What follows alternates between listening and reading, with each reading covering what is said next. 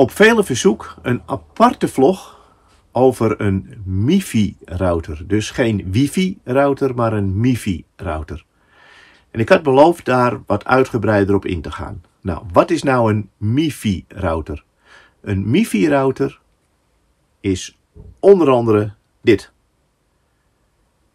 USB-kabeltje en een apparaatje met wat lichtjes en een knopje erop om hem aan en uit te zetten. Wat je hiermee kan doen, is als je wat langer in een land verblijft, zoals wij nu in Spanje, kan je naar een lokale telecomprovider gaan. Denk aan Vodafone of Orange of een andere partij, Movistar. En dan kan je een datasim kopen. En wat is nou een datasimmetje? Dat is zo'n klein kaartje. En daar kan je mee internetten. Dat simmetje, dat stop je dan in de MiFi-router. Ik heb hem even opengemaakt. Hier zit het simmetje. Vraag dan aan de verkoper of verkoopster of ze de pincode van dat simmetje af willen halen. Heel vaak is de code 4 keer 0. Maar vraag even of ze het eraf willen halen, want je kan namelijk niet hierin een sim ontgrendelen. Als je het simmetje erin doet en je doet de accu erin, dan ben je er nog niet. Want dan zou een slimmerik op jouw wifi-signaal kunnen internetten. Dat is niet de bedoeling. Je ziet namelijk hier SSID. SSID. Dat is de naam van je MiFi-router. Daaronder zie je het wachtwoord. Dat is een hele simpele. In dit geval 1, 2, 3, 4, 5 tot en met 0. Hoe kan je dat veranderen? Je pakt je telefoon of je pakt een laptop, MacBook in mijn geval. En dan typ je in je browser, waar je altijd www.anwb.nl intypt, typ je dan het IP-adres in. En dat is van deze 192.168.0.1. Dan kom je namelijk in deze MiFi-router terecht. In het programma. Met het wachtwoord en een inlognaam, in dit geval admin en admin. Ja, admin en admin. Kom je in het programmaatje. En in dat programmaatje kan je de MiFi-router een andere naam geven. Bij ons heet die Heesjes op wielen. En je kan een wachtwoord toevoegen. Op dat moment sluit je het programma af. En kan niemand anders meer gebruik maken van jouw router. Van jouw wifi-signaal.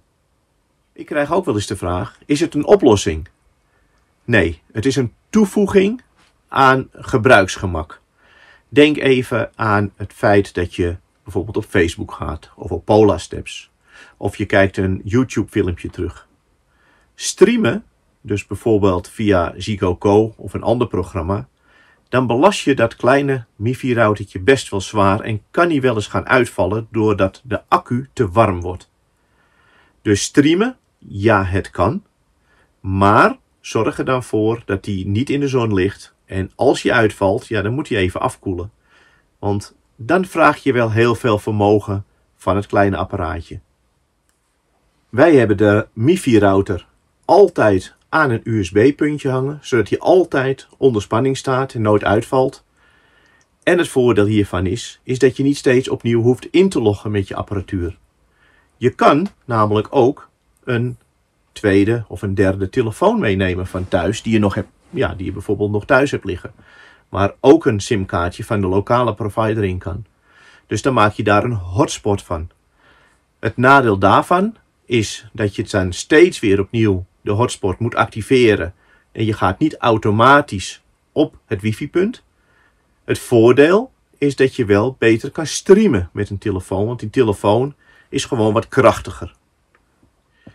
Ik hoop dat je wat meer informatie hebt opgedaan met een MiFi-router. Ik zou zeggen, heel veel succes ermee. Mocht je nog vragen hebben, zet ze dan even onder in de comments. En dan zal ik zo snel als mogelijk reageren. Ik weet ook niet alles. Ik heb er iets meer ervaring mee, omdat ik het nu ongeveer 2 jaar gebruik. Ik ga wel een nieuwe bestellen. Hopelijk eentje die misschien iets krachtiger is. Of dat zo is, weet ik nog niet. Dat ga ik ondervinden.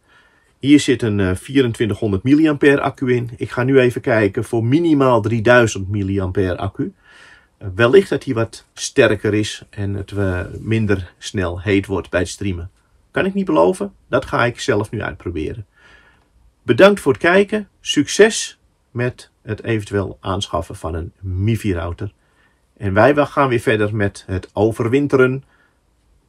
Later meer.